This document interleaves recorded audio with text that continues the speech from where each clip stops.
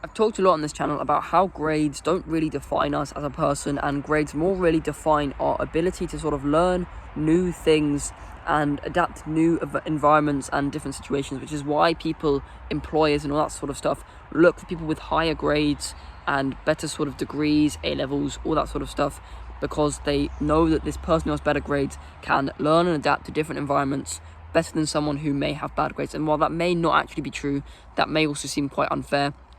To me personally, that seems like the logical way that an employer would sort of deduce between a good report card and a bad report card.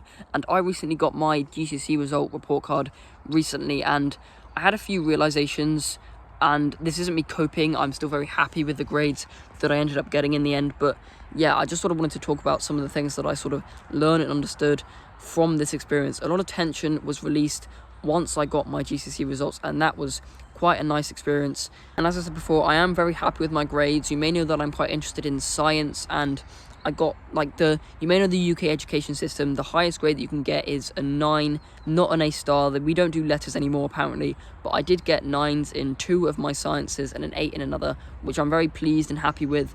And yeah, I've always been quite interested in science, and one of the reasons that I probably did well is because I'm quite passionate and quite interested in it and have talked about it at times on this YouTube channel. But yeah, that's just me. I also recently got a call from a friend recently after my GCSE results, and I found out that he got 10 9s, and that is absolutely insane. He deserved it. He put a lot of hard work in, and I guess that he got the results that he wanted from that hard work. And yeah, it's very much deserved. He would sacrifice spending time with me and many other of our friends just to revise and study because he wants a good career and etc in the future, and that's absolutely fair enough to him. I'm not sort of not promoting studying and working hard and all that kind of stuff, but I also feel like getting good grades is also quite based off of memory. I know people that have worked very, very hard for their GCSEs but also just only just passed, and that was their kind of aim. Maybe the sort of limiting beliefs of having to do foundation and all that kind of stuff sort of made them only be able to get the 4s and the 5s and only just be able to pass, despite the fact that they probably did maybe just as much hard work as me and as the other friend did. And yeah, that's quite an interesting situation because I feel like memory does have quite a big impact on how well you do in school. So if you do feel like your memory is quite like a bad thing, or it's something that you do struggle with, and that may be the reason that you don't do well in school, because especially for the UK education system, I feel like getting good grades in school is like 50% memory and 50% application and logic. And yeah, that's how I personally see it. That's how I've kind of thought about it from my personal GCSE experience, but that may be entirely wrong. But yeah, that's just what I think, and I feel like people who don't necessarily have the best of memories are at a disadvantage genetically, but there are ways to improve your memories. And if you are sort of struggling to get good grades because of your memory, maybe there are a few techniques, a few things that you can try to help with that. As well as my friend that got 10 9s, I also know people that got a 9 in every single subject that they took a test in, and that is absolutely insane.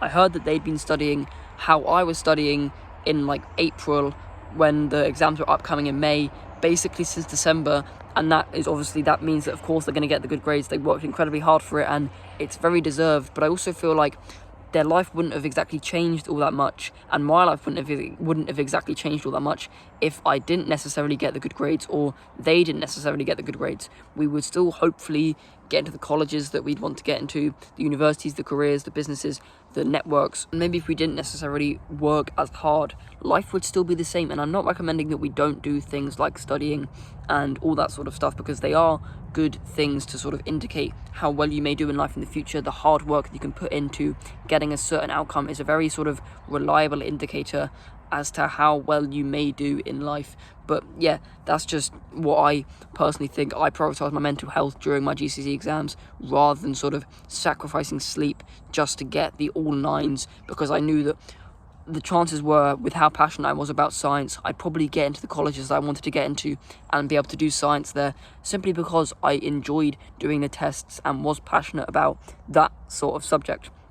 But yeah, that's just me. You kind of do hope as well that these people who do get really, really good grades do end up having good lives in the future, because they have sacrificed so much of their time and enjoyment now while being a kid just to get the good grades and to get the good careers, to get the good jobs. You hope these people do end up making good financial decisions in the future to end up having the best life that they can have. But that's never always the case. There will always be situations where people who do get good grades end up not having a life that you would imagine them having when they were sort of in school and all that kind of stuff, because maybe they weren't really financially educated. And I'm not personally quite financially educated, but I'm aware that it's quite important once you leave school, and so I will do my utmost to sort of educate myself on that. And I already am, but obviously I haven't exactly completed my financial education just yet. I'm only 16 and I'm not going to be leaving school for at least another 2 years. So yeah, but I feel like there is definitely a chance that these people who do get good grades don't end up becoming successful, and that is quite a sad and odd reality in a way. I mean, some people who get into really good careers, really good sort of industries, may not even get like into a job after university, and they're sort of just left struggling and stranded, and the world seems to have done them a lot of wrong. But yeah, it almost seems like it's kind of sort of, you have to be accountable for those kind of situations that you sort of didn't prepare yourself when you thought that good grades would be the thing that would carry you through life. But once you sort of get out of the education system, it does end up becoming like a level playing field, and that means that you're on the same level as someone who may have not even gone to university once you're both out of the education system. And financial education at that point becomes incredibly paramount. And so I highly recommend that everyone, including myself and including no matter what your age is, that once you're out of the education system, you still continue to financially educate yourself on all kinds of different sort of money topics that may interest you and may benefit you in the future. But yeah, that's just why I feel like grades may be a little bit superficial. They don't necessarily like impact your life, because a level playing field seems to come into play once you end up leaving the education system. And it almost seems like you only really need to get to the sort of next level, getting into the college you want, the university you want. You don't need to sort of sacrifice your heart, your soul, your purpose, your sleep, just to get good grades. That doesn't seem like a very necessary thing that I recommend you doing. I mean, you can study hard, get the good grades, but don't prioritize it over your mental health and sleep. That is something that I will say for sure. I still recommend working hard on whatever you want to work hard on, but never ever sacrifice your sleep, your health, and your mental health over these grades that are superficial and may not mean anything once you get out of the education system.